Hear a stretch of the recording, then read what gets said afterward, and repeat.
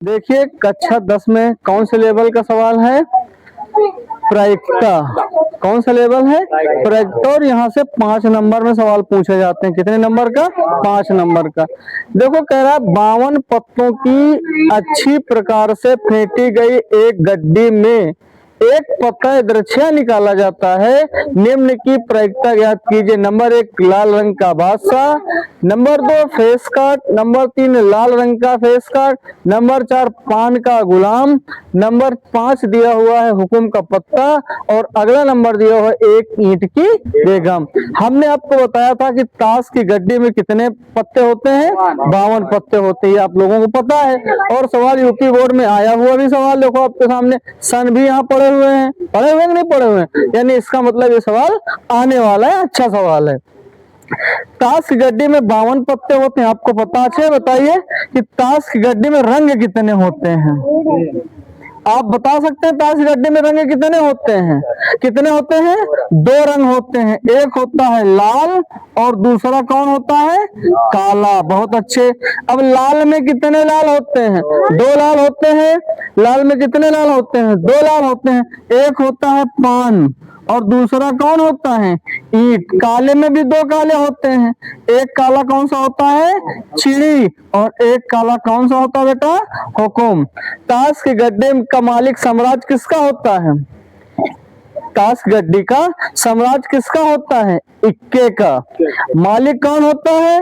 बादशाह। मालिक कौन होता है? बादशाह। और बेगम जो होती है वो क्या होती है? उसकी रानी होती है। और जितने गुलाम हैं वो सारे क्या होते हैं? नौकर होते हैं। तो ताश की गड्डी में यहाँ से ताश की गड्डी, पासा और इसके बाद यहाँ से सिक्का, ये परीक्षा में पूछे जाने वाले सवाल हैं।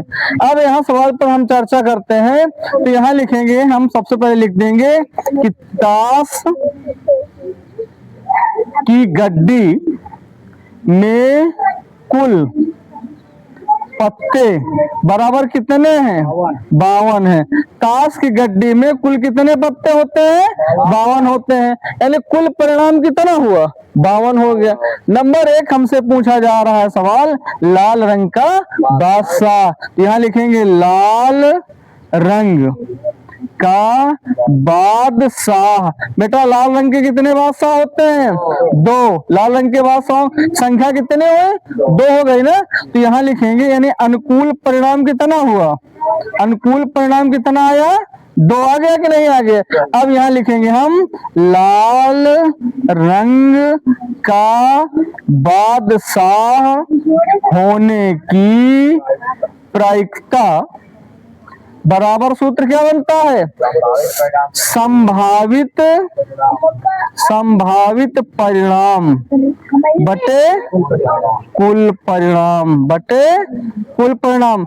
तो लाल रंग की संभावना कितनी है? 2 और कुल परिणाम कितना है? 52। ये कट जाएगा ना, 2 से काटो, 2 एक अन्नम 2, 2 दूनी 4 और 2 छाका 12, 1/26। यानी पहले का आंसर कितना आया? 1/26। यहाँ तक बात समझ में आ गई? अब इसमें से तो जगह नहीं, दूसरा बनाना पड़ेगा। अब दूसरा यहाँ देख लीजिए सवाल। दूसरा सवाल कह रहा है फेस कार्ड। बहुत अच्छा सवाल पूछ लिया। फेस कार्ड, ताश की गड्डी में फेस कार्ड मालूम कौन कौन से होते हैं? फेस कार्ड कौन कौन सा होता है? बादशाह। और कौन सा होता है? बेगम।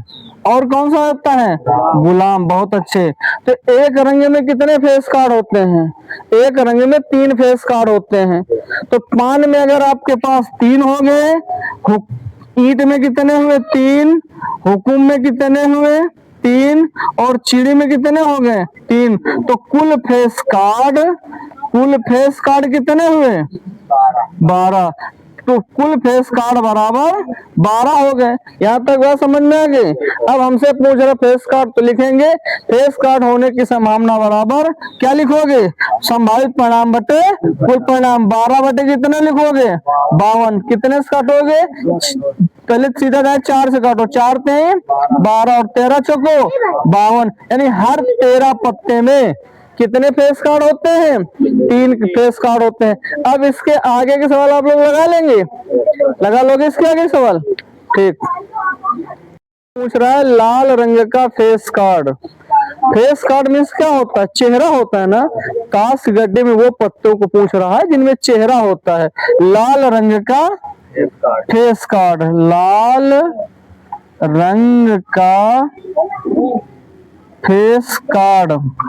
लाल रंग का फेस कार्ड हमने आपको बताया था किसमें किसमें होता है फेस कार्ड? बादशाह, गुलाम और बेगम, इनमें फेस कार्ड होता है। बादशाह, बेगम और गुलाम में। तो लाल रंग का पूछ रहा है तो ये एक रंग में ये हो गए। और लाल रंग कितने होते हैं? दो। कौन कौन? एक होता है पान का और दूसरा कौन होता है? ईंट का। तो 3 पान में हो गए, 3 ईंट में। तो लाल रंग के फेस कार्ड की कुल संख्या कितनी हो गई? कुल संख्या 6 हो गए कि नहीं हो गए? 3 ईंट के हो गए, 3 पान के हो गए। लाल रंग का मतलब 2 ही रंग तो है। अब यहाँ लिखेंगे लाल रंग का फेस कार्ड होने की प्रायिकता बराबर सूत्र क्या बनेगा? संभावित परिणाम बटे कुल परिणाम। कुल परिणाम संभावित कितने हैं? 6 और कुल कितना है? 52। कितने से कटेगा? 2 से। तो उत्तर आएगा 3 बटे कितना आएगा? 26। कितना आएगा? 3 बटे 26। यहाँ तक बात समझ में आ रही कि नहीं आ रहे? तो ये नंबर भी आपका कंप्लीट हुआ। चौथा नंबर हमसे पूछ रहा है पान का गुलाम। तो बेटा पान के गुलाम में कितने पान के गुलाम होते हैं? एक ही होता है ना। तो पान के गुलाम की संख्या कितनी बनी? एक। संख्या बराबर 1। तो सूत्र क्या बनेगा? पान का गुलाम होने की प्रायिकता बराबर, बनाओ सूत्र, संभावित परिणाम या अनुकूल परिणाम भी बोल सकते हो। अनुकूल परिणाम बटे कुल परिणाम। तो अनुकूल परिणाम कितना है? 1। और लाल रंग के पत्ते, पान के पत्ते कितने होते हैं? पूरे पान के पत्ते कितने होते हैं? 13। तो उसका आंसर क्या आएगा? 1 बटे 13। यानी पान के 13 पत्तों में कितने से गुलाम होंगे? 1। कितने गुलाम होंगे? 1। आप लोग यहाँ तक समझ में आ रहे हैं? यहाँ तक आप लोग समझ पा रहे हैं? अब इसके आगे का सवाल देखा जाए।